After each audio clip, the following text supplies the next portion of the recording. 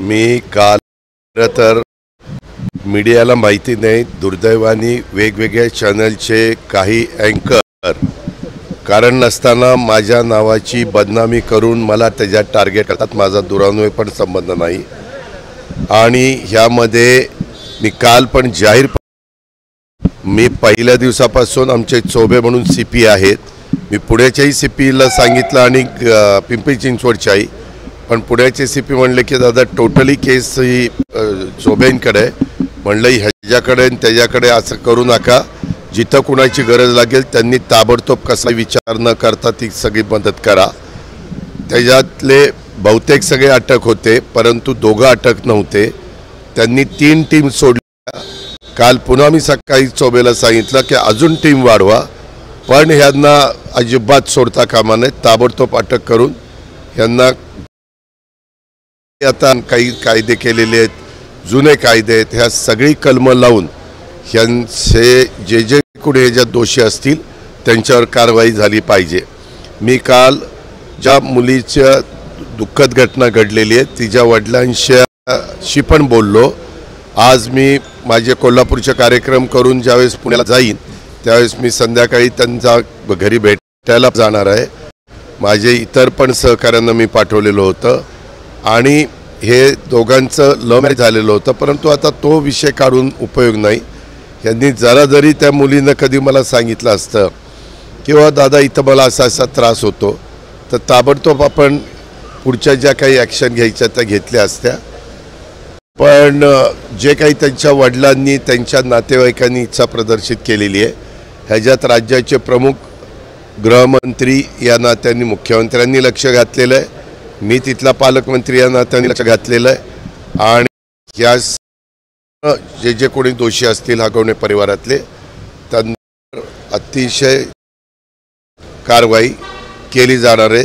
त्यांना कुठल्याही पद्धतीनं त्यामध्ये कुठली कमतरता ठेवली जाणार नाही अशा पद्धतीची काळजी घेत आहे आम्ही सगळे आणि मी पूर्णपणे कसपटे परिवाराच्या बरोबर त्याच्यामध्ये आहे।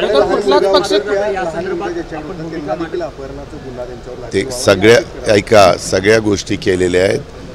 2-3 दिवस तो मुलगा आई नसल्या होता, काल मात्र तो आजीच्या कुशीमध्ये झोपला आणि मी आज आता काल फोनवर बोललोय, त्यांना सगळं काही सांगितलं। ते म्हणले दादा तुम्ही त्यांना लग्नातल्या सगळ्या गोष्टी आठवल्या आणि त्यांनी पण मला बोलून दाखवलं तुम्ही तो विषय काढता आणि आज रात्री गेल्यानंतर मी त्यांच्याशी पुन्हा बोलून त्यांना हे काही सापडत नव्हते, आपला पोलिसां यंत्रणा एवढी सक्ती पाताळ आपला तरी आपण पकडून काढू शकतो अशी म्हणण्यामागचा उद्देश आहे। कुठलाही पक्ष असेल कुठलाही नेता असेल अशा पद्धतीचे कृत्य सांगवा कुठलाही म्हणत नाही तरी देखील अशा कृत्यामुळे एक मनस्ताप होतो नेत्यांना।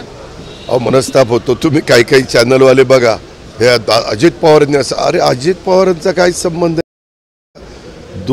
संबंध नाही, फक्त पक्षाचा कार्यकर्ता होता। मग आम्ही काही कार्यकर्ता उलट पत्रकार मित्रांना सगळ्यांना माझ्या ह्याच्याबद्दलचे मत किती स्पष्ट आहेत, माझे विचार किती स्पष्ट आहेत हे सगळ्यांना माहिती आहे आणि मी जर कुणी जवळचा असो लांबचा असो त्याचा विचार आपण करत नाही। कायदा सर्वश्रेष्ठ आहे, प्रत्येकाला सन्मानाने जगण्याचा अधिकार आहे आणि त्याच्यामध्ये अशा प्रकारच्या लग्न झालेल्या मुली असतात त्यांच्या बाजूने तर अधिक आपण केले। ही बाब गंभीर आहे, बरोबर आहे। काल तुम्ही म्हटलात की लग्नाला जाणं माझा काही दोष आहे, माळेगावच्या सभेत मात्र हास्य विनोद रंगला, इतकं गंभीर प्रकरण असताना नाही एक मिनिट, तुम्हाला साधं कळतं का मी भाषणात काय बोललो की अँकर लोक आणि मीडियाचे मी लग्नाला गेलो म्हणून माझा फोटो दाखवले ना का नाही दाखवले? हा, माझा काही संबंध, मी तुमच्या घरातल्या लग्नाला आलो आणि फोटो काढला आणि काही वेगळं झालं तर त्यात माझा काय दोष आहे? मी तिथं लोकांना असं जर माझ्यावर ॲलिगेशन येत असतील कोणाच्या लग्नाला जायचा प्रश्नच येत, मी लग्नाला नाही जाणार, त्याच्यानंतर समोरची लोक असली त्याला माझा काय दोष आहे? आपण पण हसला, एक मिनिट व्हिडिओ त्याचा प्रकार असू द्या ना. पुढे आले. दोष माझा नसताना तुम्ही मला का दोषी धरताय? दोष आहे का माझा? ज्यांच्या घरातल्या मुलीचं हे झालंय, कसपटेंच्या वडिलांना विचारलं की अजित पवार कशा विचारायचे आहेत आणि काय, आणि काल ते माझ्याशीच बोलले. तुम्हाला काय आहे, अजित पवारांच्या शिवाय उद्योग नाहीये, काही माझा कुठेही संबंध नसताना. एक मिनिट, आणि हजारो कार्यकर्त्यांच्या लग्नाला तुम्ही उपस्थित राहता, त्याच्याबद्दल अहो स्फटखत घटना घडली, त्याला माझा काय दोष आहे एक मला सांगा ना. अनेक तुमचा पण दाखवतोय काय नाही, पण अनेक चॅनलवाले दाखवतात, माझा काय संबंध आहे? मी त्या तशा पद्धतीनं कृत्य करायला सांगितलं. ती जी मंडळी आज पकडलेली आहे ती सगळी तळेगावमध्ये बिर्याणी खात असताना जे काही असतील, पोलिसांचं फेल्युअर म्हणायचं दादा. एक मिनिट, मी पुन्हा सांगितलं, तुम्ही काय करता मीडिया, सांगितलेलं होतं की काही असतील तर त्यांना पकडलं जाईल आणि यंत्रणा वाढवली जाईल. आपण ते 3 टीम होत्या, त्या टीम दुप्पट करण्याच्या पण आणि संदर्भामध्ये पोलीस पण PC पण कोर्टाच्या पुढे नंतर सगळ्या गोष्टी अजून पण आहे. त्यांच्या घरात सून आहे, तिला पण आम्ही पोलिसांना सांगितलं की तिलाही विचारा की काय नक्की होतं काय नाही. आणि आज मी तर कसपटेंच्या परिवाराला भेटणारच आहे, त्यावेळेस मी त्यांच्याकडनं म्हणजे फोनवर डिटेल बोलता आलं नाही, परंतु जरा वेळ देऊन अजून वडील बोलले तसे वडिलांच्या मिसेस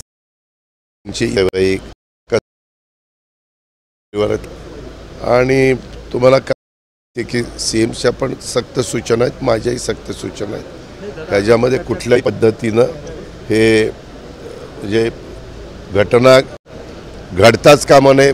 मुलींनी एक केलं पाहिजे. माझं मुलींना आव्हान आहे, वधू म्हणून कुठल्या फॅमिलीत जातात की जरा जरी त्यांना डाऊट आला आणि त्यांनी जर तक्रार केली तर ताबडतोब कारवाई त्या ठिकाणी करता येऊ शकते. आणि पर्यंतची वेळ तुमच्या माझ्या घरातल्या मुलींच्यावर येणार नाही. आपण पाहिलं पोलिसांनी